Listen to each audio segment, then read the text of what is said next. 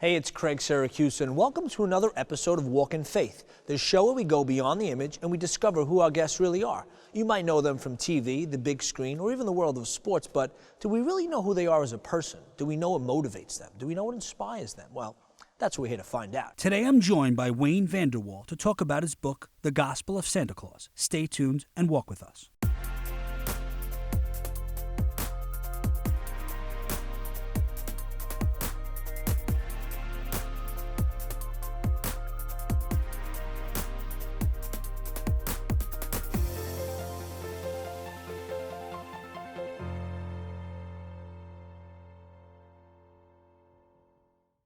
Wayne, thank you so much for coming all the way to Brooklyn from Reno. You know, I want to thank you because I didn't have any books ready for the Christmas season, and then a friend of mine, Mike, gave this to me, and at first glance I said, this is a big book, right? You know, this isn't something I usually gravitate towards, but I want to thank you. This was really a great book. I mean, before we get into the book, can you tell me a little bit about your personal journey and what inspired you to write The Gospel of Santa Claus? Well, growing up, I was raised Catholic, and so I've known the Lord since I was young, but you know, we all have our little prodigal times, and so I strayed away, but back in college came back to the Lord. Then got married, and after 16 years of marriage, went through divorce.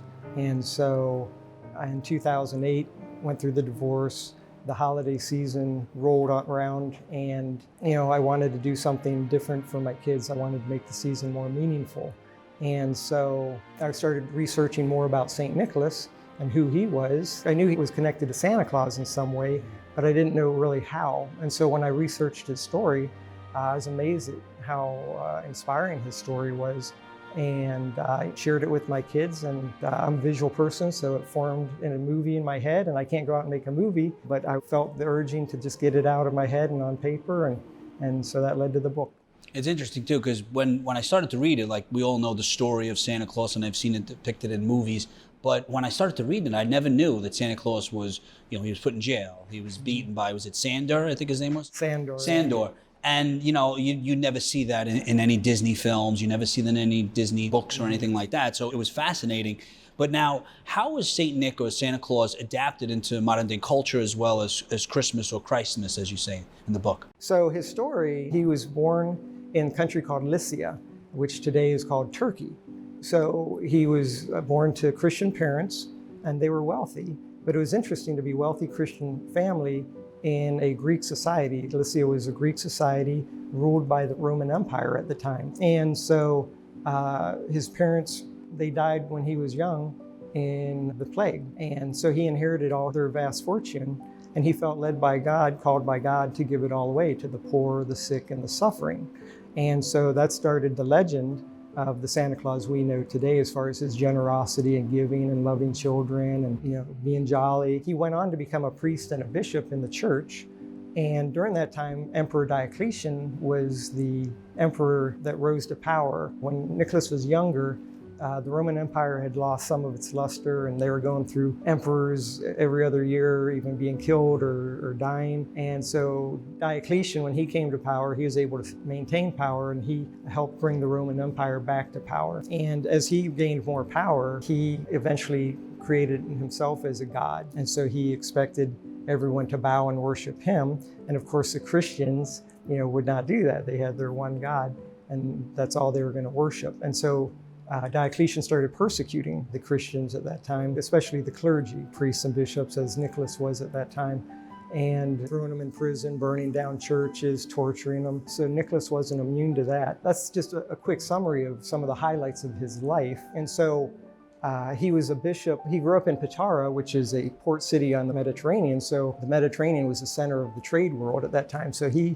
got to meet people from all over the world. And then he became Bishop of Myra, and that was a port city on the Mediterranean. So there's ministering to all these people from all over the world coming through. So his legend of giving and the stories of him touching people and healing people and ministering to people because of that location spread to the world.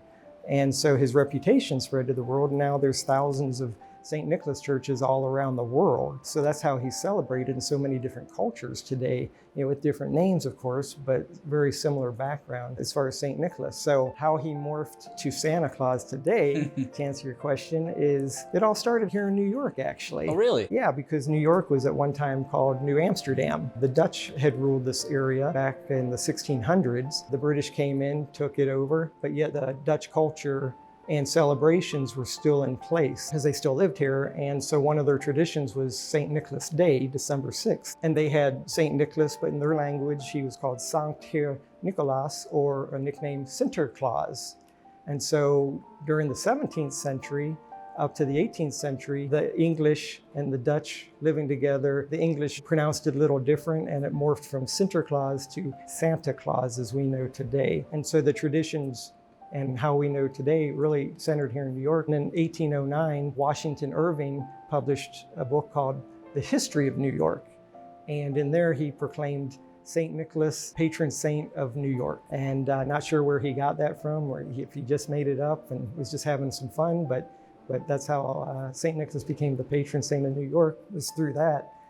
And then from there, in 1823, Clement Moore, a New Yorker, wrote the poem A Visit from St. Nicholas. We know it today as 'Twas the Night Before Christmas, but the original title is A Visit from St. Nicholas. It slowly just morphed. So Clement Moore took some things that Washington Irving said, and then fast forward to the 1880s, where Thomas Nast, a political cartoonist right here in New York, drew the modern day picture of Santa Claus that we know today. And then he drew from Clement Moore's poem. And so it just slowly morphed right here in New York City. Wow. To the Santa Claus we know today. I didn't know that. I didn't know that. I mean, that's fascinating.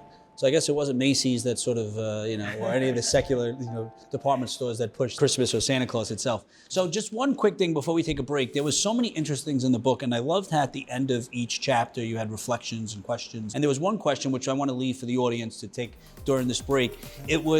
It's a simple question, but who are we thankful for, right, in our own lives? Let's just take a break and think about who we're thankful for, because during this time, during the season, we get overwhelmed, right? There's so much going on, whether it's shopping or it's just meeting with people and family and friends, but it's something that we just take for granted, that we just have to reflect on who we're thankful for. So we're gonna take a quick break, Wayne. We'll be right back and talk more about the Gospel of Santa Claus. Be right back with Wayne.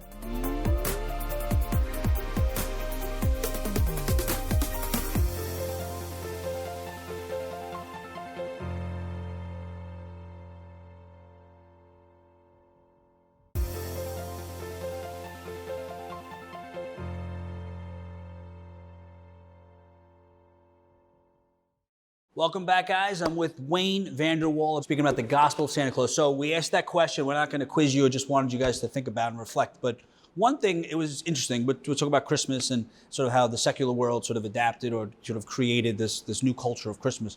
So the other day, a friend, and he's well known, we'll say, right? He wrote something on Instagram about how he was upset because Starbucks and a lot of these secular companies have sort of, just sort of endorsed and are promoting Christmas, but for the wrong reasons. And I thought about it and I said, it didn't bother me that much. It doesn't bother me, I say, because if they're making profits, because during this time, if it's Starbucks promoting the Christmas cup, it's bringing people to Christ, right? I mean, it's creating a conversation, because there aren't any other holidays where you see the secular world, atheists, non-Catholics, non-Christians, whoever, non-believers that are promoting Christmas. So I was thinking, I'm like, actually, maybe God is using this, whether it's Macy's or whatever secular company, to promote Christmas, because it does bring people to Christ. I mean, it does. So I was just thinking about that. And as I was reading the book, I was like, I don't know, I just started thinking about it. I don't know. Well, tell me what the true meaning of Christmas is. Why do we celebrate Christmas? Well, ultimately, you go back in history, biblical history, humankind, we're all infected with a deadly disease, a terminal illness called sin. And the Bible says the wages of sin is death. And so we're spiritually dead, walking dead.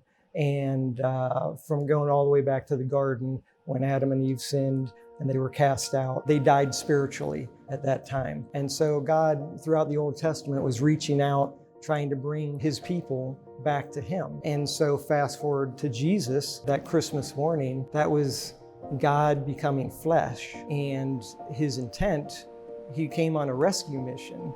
And he not only has the cure for our disease, our terminal illness of sin, he is the cure. So that Christmas is so powerful, so meaningful in the Christian faith, because that's the wheels set in motion of God's plan of redemption and reconciliation to redeem us and to reconcile us back to Him, to have that intimate personal relationship.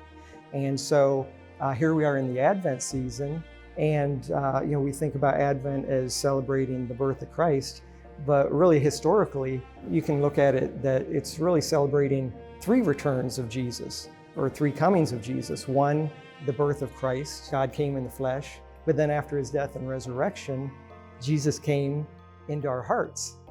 And then ultimately we're looking forward to what we call the second coming. In my definition, it's the third coming at the end of times, where He will come to restore His kingdom back here on earth, and His people will get to be with Him in person, in the flesh or in the spirit, or however it's going to work. And that's something during the Advent season. So we're looking at the first coming of Christ in the flesh, then Christ coming into our hearts in the Holy Spirit, and then the second coming when we'll be reunited with Him, and there will be no sin. Right now He's the cure for sin, but then eventually there will be no sin or struggles or trials or tribulations.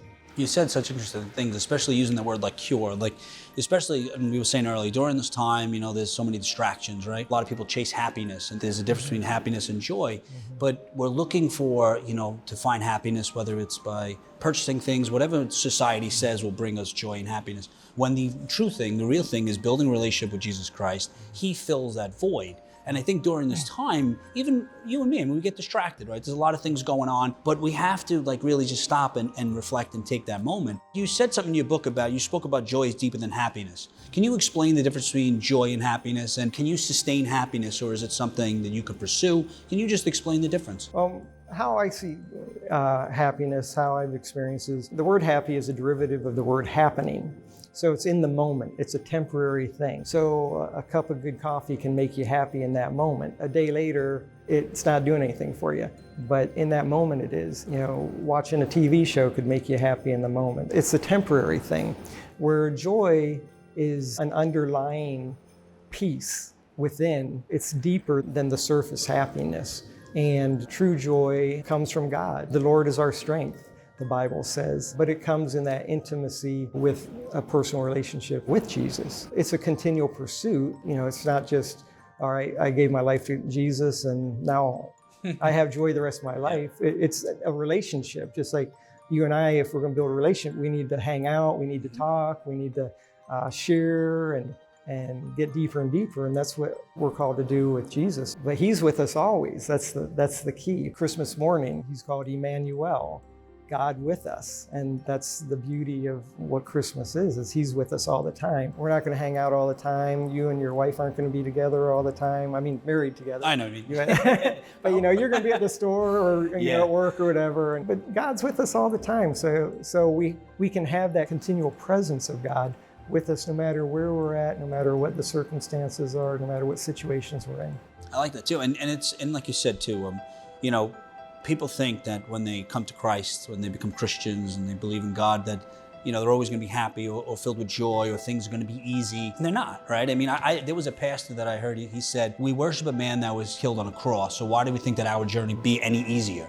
It's a difficult road. And I think during this time, during the season, maybe there's a seed that God has planted. Maybe it's the book, maybe it's something that will bring us to Christ or have us question it. But we have to know that it's a lifestyle, it's ongoing, it's a routine every day. It's not easy. It's not you just wake up, give your life to Christ, and then, all right, there's a lot of outside forces that pull us away. And you mentioned also too about purpose, right? St. Nicholas, he was lucky in a sense. He discovered his purpose when he was young. Not all of us, unfortunately have that ability to discover our purpose. How do we know what God has planted within us? How do we know if this is really what He wants and not what I want? How do we discover that? Again, it's a daily relationship. If we're walking with Him daily, we're communing with Him, we're reading His Word. He's speaking to us through His Word. He's speaking to us in our quiet times. It's really important for us to have those moments where we shut the world out and quiet our minds. And that's what I think a lot of people in the church, I know I have. It's been a journey for me to get back to that place where I can have quiet times. And my mind, I'm racing all the time. I have so many things going on. But to really shut the world away and learn how to quiet my mind, because it really takes practice to do that in this day and age where gratification is so fast now. Being able to listen to His guidance and try to surrender our will to his and say, not my will, but yours be done, Lord. And one quote I have throughout the book is, there's little scriptures that say this is the will of God. And one is, be joyful always, pray continually, and be thankful in all circumstances. So that's a simple thing that everybody can do all the time, to be in God's will. And if you're doing that, He's going to guide you and direct you. He's given us all different passions. We all have different gifts. And so I have the saying, been around, it's not my saying, what we are is God's gift to us. I've heard. What we make of ourselves is our gift to God. Yeah. I read the book and I've heard a lot of people say that. So, and there was a couple of things which I want to talk about, which there's one actually, do not be conformed to this world, but rather be transformed by the renewal of your mind. I think about that every day religiously. It could be anything. If something's going wrong, I constantly think of that. If somebody tries to manipulate me or tries to make me do something that's not in part of my plan, I think about that all the time. And the one thing you said too about silence, right? And this happens to us, right? We ask God, we pray, but then we walk away. We're not waiting for His answer, right? It's like, all right, God, show me a sign or whatever we're praying in the moment, but then we don't give Him enough time, or we don't just silence ourselves to listen to what He wants to say. We think we know. And one thing before we go, and St. Nicholas did this, and this is difficult for us, right? Step out of our comfort zone, right? It's something that we know the challenges, and when God brings us to a challenge, because it usually is God that's bringing us along the way to teach us, for us to develop our character, for something, for growth. And St. Nicholas went through a lot of challenges.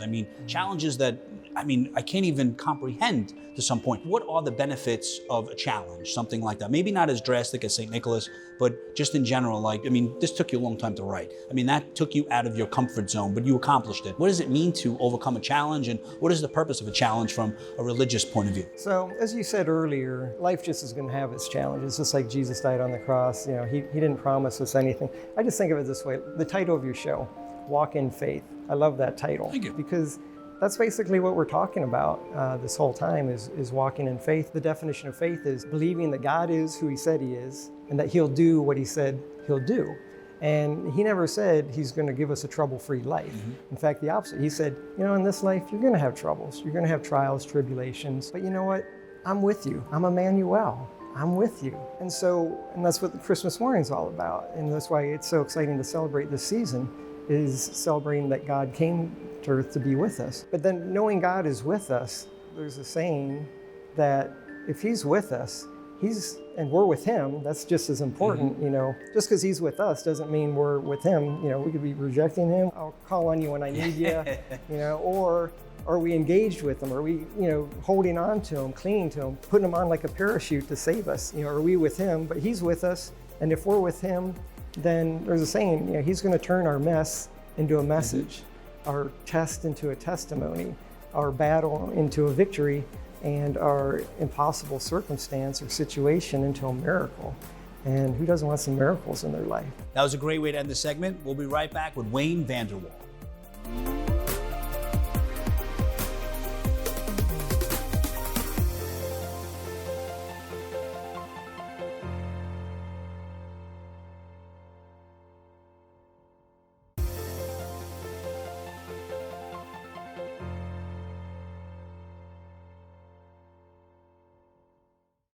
We're back with Wayne Vander Wal talking about the Gospel of Santa Claus. It's a thick book. I don't know if it'll fit in a stocking, but I advise everyone pick it up. So we're going to get to the website and stuff, but just one thing. When I was reading it, I never knew, and it sounds silly, but I never knew that he cleaned chimneys. I guess it makes sense. Like I was telling my wife, I'm like, did you know that, St. Nick actually, one of his jobs was that he cleaned chimneys? I guess that's why, we assume he comes down a chimney. But one thing now, from reading the book, from the research, what is the one thing you hope the audience can walk away with from the life of St. Nicholas that they can use beyond Christmas when we take the lights down? What could they use throughout their life? Well, I'm hoping what they'll get is what I got from that first Christmas when I started researching him is discovering he's more than just a jolly old gent that gives presents, but that he was a human being. He wasn't perfect. He had struggles. He experienced his parents' death, so he suffered grief and loss and pain. We've all lost loved ones along the way. He was persecuted, he was hated, despised, and we've all experienced rejection in one form or another since childhood or all the way back to childhood. And so that was powerful for me, and sharing that with my kids is that there's so much more depth to him. And what's amazing is that he overcame all that through his faith and returned all that the pain and suffering and loss and anger, with love and joy and forgiveness and hope and, all the things that the season's all about that we celebrate. And so that was powerful for us. And so what that did for us in our Christmases is it really helped to shift the focus from being self-centered, what am I going to get for presents, which is fun, but the emphasis turned more towards being God-centered, that this season's really about God. And that's what the gospel of Santa Claus, the good news message of Santa Claus, St. Nicholas is pointing us to Jesus, to his gospel, the good news. And so we became more God-centered to celebrate. This is God coming in the flesh, and we're going to celebrate his birthday. Secondly, it made us more family-centered. So we started doing more family activities together. I told my kids, I'm more into doing than having. I'd much rather do things with you and make memories and have fun than buy a bunch of stuff that we're just going to be giving away in a year.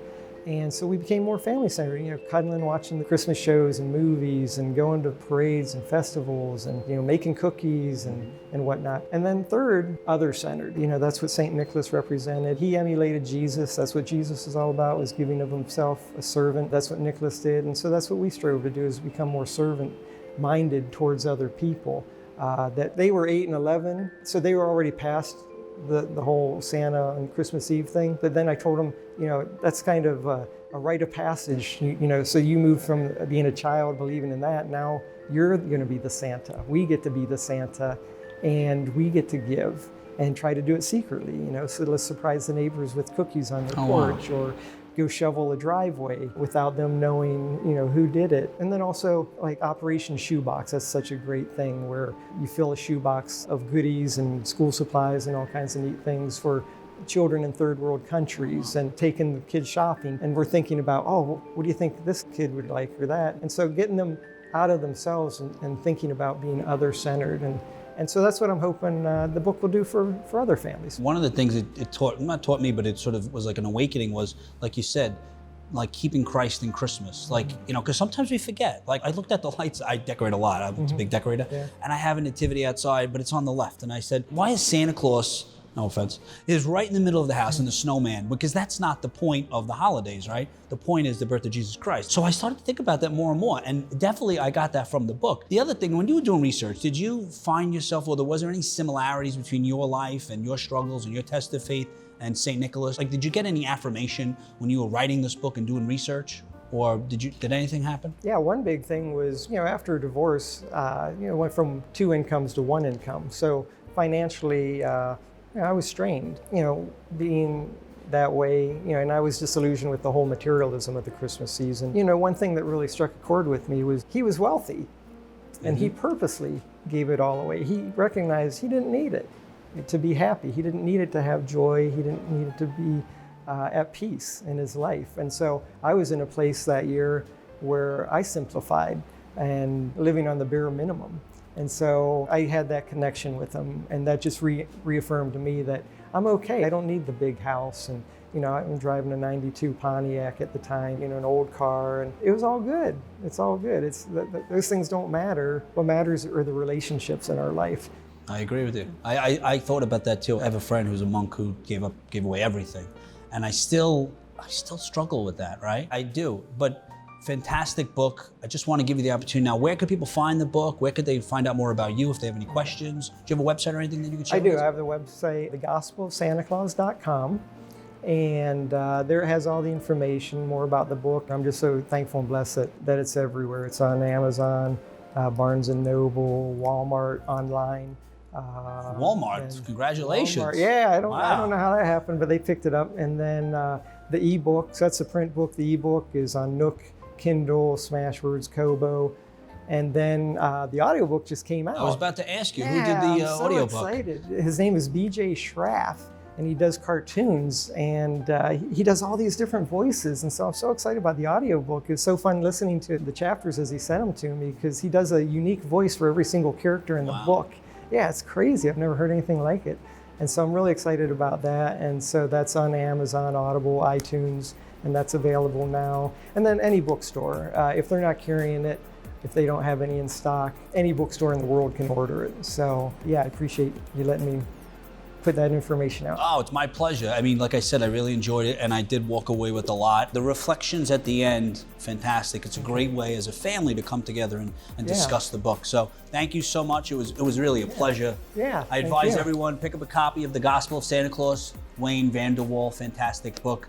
God bless. Always remember, guys, you have the ability to inspire and evangelize through your words and actions. Till next time. And Merry Christmas. Merry Christmas.